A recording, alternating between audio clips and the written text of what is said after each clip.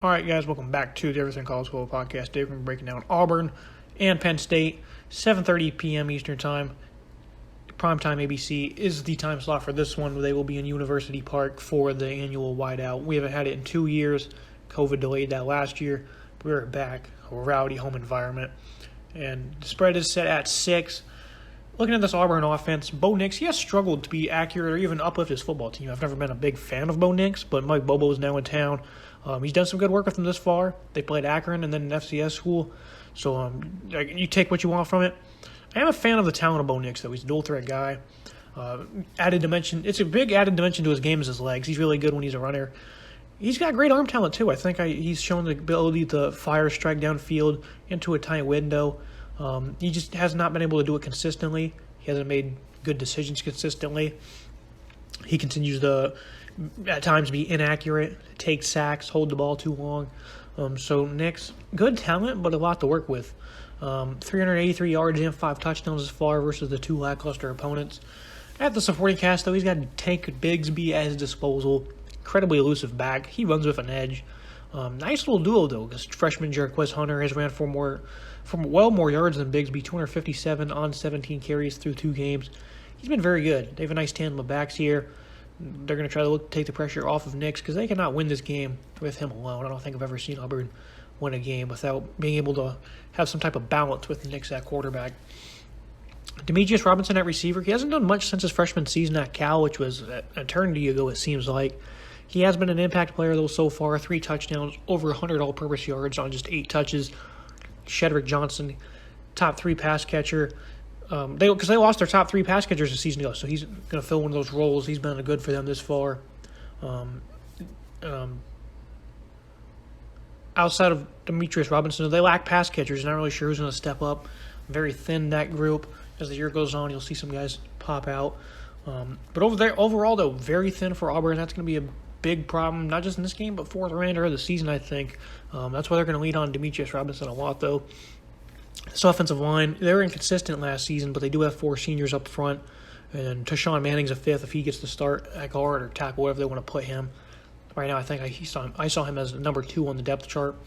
This offense, though, they were incredibly stagnant last year when they played good defense. They couldn't throw. They couldn't really run the ball at all. Not sure how much they're going to really progress under Mike Bobo this year. The talent is kind of scarce at pass catcher, but they do have an impressive duo of running backs in Bigsby and Hunter. And then Nix, high upside player. So not all hope is lost, but this game will be a good indicator of how the rest of the season will play out for Auburn's offense. Looking at the Penn State offense, against Wisconsin, the running game was completely collapsed. Sean Clifford, he couldn't do anything with his legs or through the air. Some coverage busts allowed Jahan Dotson to get deep, but only 297 yards of total offense. They play a pretty impressive secondary in terms of talent, and maybe it's a better one for the Tigers. So Sean Clifford, he's going to have to be really good in this game. They're at their best when he's got it going on the ground and when he can throw the ball. When they have some balance, that's when Clifford does his best work. But overall, it's hard to lean on him to carry this offense. It's a deep group of backs. Noah Cain, Cavante Lee, Devine Ford. Very deep for Penn State. They're going to want to run the football. They didn't do it very well against the Badgers. Turned it up last week a little bit, but that's their MO. That's what they're going to want to do. They're going to want to run the ball. Mike Yurcich, he's going to want to get Clifford out with his legs so he can make some plays outside of the pocket.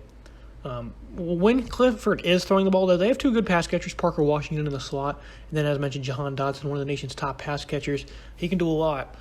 Great hands, streaky guy, big-time vertical threat. You can lean on him to convert as well. One of the nation's best receivers for a reason. You're going to see him get a lot of touches in this game.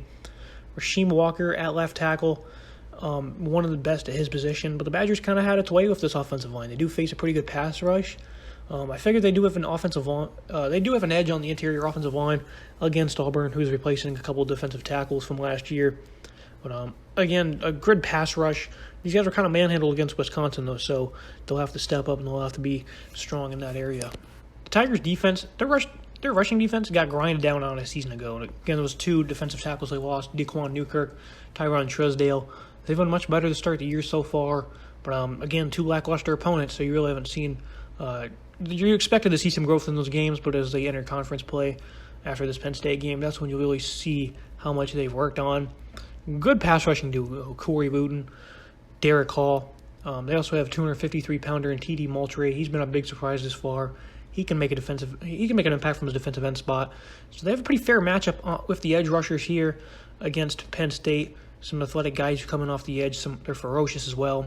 In the middle of linebacker, though, high volume guys in Zakoby McClain, Owen Pappoe. They combined for well over 200 tackles a season ago. These guys will both be all over the field on Saturday night. They're going to be instrumental in slowing down this running game because that's going to be their best option to beat Penn State. Limit the run. Don't allow them to get balanced. That's when Clifford's going to struggle, especially when you have two phenomenal edge rushers in Hall and Wooten. Looking at the secondary, Roger McCreary, he's one of the most underrated corners in all of college football. He can do a bit of everything, whether that be back in coverage, up in press, or just flat out making plays on the ball. McCreary caught 3 picks last year. He also had 7 tackles for loss, 6 pass breakups. Good ball skills, good presence whenever he's up on the line trying to defend the run as well. McCreary is a good ball player. Tough matchup with Jahan Dotson. It was kind of shocking not to see Drishawn Miller on the depth chart. The West Virginia transfer, Nittany Pritchatt, though, he was good in the slot last season. He's moved to the outside this year. They're very excited to see what they have in that corner duo of McCreary and Pritchatt. Smoke Monday also back there at safety. It's an athletic secondary. Pretty good matchup here against Penn State. I don't know who really has the edge. It'll just be who can play the best in those areas. I'm really interested to see how Derrick Mason matches up with Mike Yurcich. It's a bit of a chess match between those two guys. Mason's hybrid defense, what kind of fronts will they throw at them? Because Auburn's defense last year was a bend but don't break unit, and they still got a lot of that talent back. They're pretty comfortable with who they have in all 3 facets of the game, as I just went through and quickly mentioned 2 names at each positional group, that is. And, it's a talented defense. Brian Harsin really has a good unit to work with. The Derrick Mason pairing could work out. I think this defense is going to be a lot better than people will probably anticipate. I think most people are expecting the whiteout to be too much for Auburn, and they're just going to come out in this game and get blown out. I don't think that will be the case. I think this defense is going to hold up pretty well. I don't think they're going to let the balance be too much for them. But with that said, let's go ahead and move to the Nittany Lion defense. Looking at the Nittany Lions, Arnold Ebicete off the edge, the Temple transfer. He's had a big impact, as expected. A lot of coaches are raving about him in the offseason. And after coming over from Pennsylvania, he's just been the top edge rusher for Penn State. The Badgers, they had a much better offensive line. They had some good runs in that game, but overall the Penn State defense battled back, limited them to only 3.1 yards per carry, mainly due to the outstanding linebacking play from Ellis Brooks, Brandon Smith, Jesse Luketa as well. So important for this team that those two guys can continue to fill gaps, collapse the run. Brooks, he did everything against Wisconsin. He was there to make stops at the line. He was in the backfield disrupting. Guy was laying the wood every time he got into this. And anytime he's seen the ball carrier, he was laying the wood. He was doing so much for this defense. He's a phenomenal ball player. And that'll be the same here against a good group of running backs for Auburn. On the interior defensive line, you got P.J. Mustipher. Again, they were really solid at generating consistent penetration against Wisconsin. They did have some good success, but they also, in short yardage situations, really stonewalled the Badgers. And that's another key in this game is every game that is, finishing off drives in the red zone. Can you convert those 3rd and 4th and shorts all around? This front 7 is one of the nation's most underrated. It's really good. So these short yardage situations, Penn State has an edge in that area. The defensive secondary, though, a big edge versus a team that doesn't impress vertically is they don't really have any pass catchers. They've got one proven guy who's a veteran, but other than that, down the line, a bunch of new-name guys with a quarterback who is inconsistent himself, even when he had a great group of receivers last year, very stagnant at times. You got Jaquan Brisker, Joey Porter. Jaquan Brisker at safety. He does a little bit of everything. You'll see him play in the box, play in the back end. You saw him make the game-winning pick against Wisconsin. Tremendous football IQ. And when you saw him make that play, you instantly knew he could drop into coverage when they were playing man, and he came away with a game-winning pick. And Joey Porter and Tariq Castro-Fields on the outside, a progressing cornerback duo. Castro Fields, the veteran, great ball skills in his own right, and Joey Porter's got good lineage. So these guys are continuing to get better in the secondary. Wisconsin couldn't do anything in the passing game.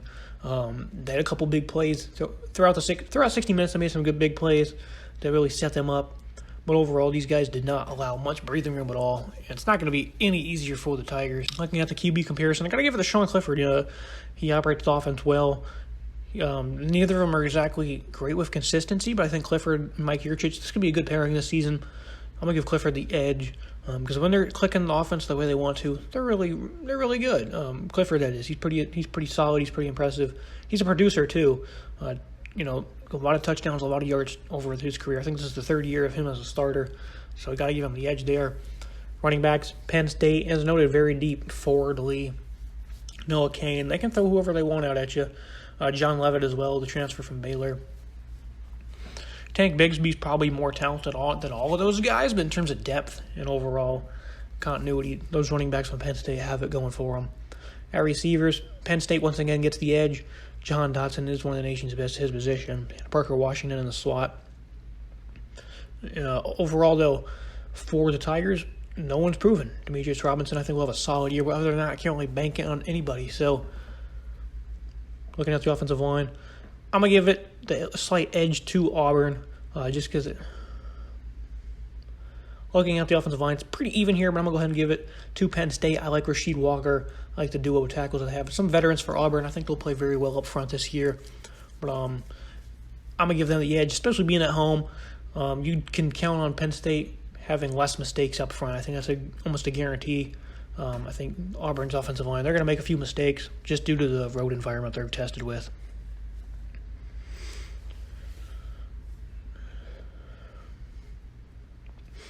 Pass rush, I'll go ahead and give this one to Penn State as well. They're really ferocious, very fiery against Wisconsin. Ebicete was very good throughout that game, consistently disrupting stuff. Hall and Wooten, though, those guys are really good. Other than that, depth will be tested in this game, I think, up front for Auburn. But Penn State, they're really just firing off the edge. It wasn't just even the pass rush. It was times when they stopped the run as well, coming off the edge. They held strong in the middle. So kind of even again in that category, but I'll give the edge to Penn State. At linebackers, it's really even. Ellis Brooks is phenomenal, but as is Zakoby McClain. He was one of the nation's top linebackers a season ago. Him and Owen Pappoe are very versatile. They're high volume tacklers. So I got to give Auburn the slight edge there. But again, it's pretty even as both these teams have phenomenal middle units. Secondary, I'll give that edge to Penn State as well. Jaquan Brisker, one of the nation's best at his position. Tariq Castro-Fields has been very consistent over his Penn State career, and he's really going to shine this senior season, while Joey Porter's also emerging. All around these teams, top to bottom, they're kind of even at some of these positional groups. Some not so much, like a wide receiver. But all around, it's more even than people probably think, at least in the keys to this game. Auburn, Bo Nix, he just needs to play great. He, in these big games, tends not to play his best. Tends to seem to get rattled, I guess. He's making mistakes, makes a lot of boneheaded decisions. It's not going to be any easier here with this road environment. I think he's going to be a little too flustered. He could prove me wrong under Mike Bobo. I think he's probably progressing pretty nicely, at least everything we've heard is. But just from history, from his career, he just does not play well in these games. And for their defense, just don't let Jahan Dotson loose. You saw what happened against Wisconsin. If they didn't have those coverage busts, they would have probably won that game. That was the only offense Penn State really manufactured in that contest, was Dotson getting loose downfield. For the Nittany Lions, just run the ball for 40. You have a great duo of backs. At home crowd's going to be rowdy. If you can establish some consistency with running the football, then you'll have some play action to work with, and then Dotson will get loose, or Washington in the slot vertically. So the key for that offense is just to run the ball. And then, just cause a hurricane with your front seven like you did against Wisconsin. Make plays off the edge. Generate some pressure from the interior. Let your linebackers work in space. I think the game plan is pretty simple for Penn State in this one. And for a prediction, I'm going to go Penn State 27, Auburn 14. Again, Nix, he's not really great in these games. Penn State's going to probably do a lot to slow down this run. Tank Bigsby, he might rip off a couple runs. If they can get the running game going for Auburn, then they will probably have a great shot at winning this game. Keep that offense on the sideline. Just wear down this Penn State defense. Because Auburn has a pretty good defense of their own. They got gashed against the run last year, and I don't really have any indications it's going to be any different in this game, especially when they're playing a big physical offensive line, great group of backs. They're not going to get tired of that position. They're going to continue to be throwing out talent for 60 minutes. So I think Penn State's going to run the ball for 200, 250 yards, and I think Jahan Dotson will make some plays downfield. That's going to set Penn State up. I do think Auburn could cover in this game. I think they could even win the game. They just have to play their best football. This is the first real test under Brian Harsin, though, so you don't really know how they're going to fare. So it's going to be too tough to make an assumption they can come out here on the road and win this ball game. But it is certainly possible, so not be shocked if the Tigers get it done. But this Penn State team is a really good one. They overcame. They didn't play their best ball against Wisconsin, and they were able to overcome some of the inefficiencies they had to win that football game. So this is a good team. I think they're going to play much better offense than they did against the Badgers. And then that's going to allow this great defense to work. That's going to wrap it up for Penn State. So make sure you guys leave a like, comment, subscribe. Tell me who you think is going to win. See you next time.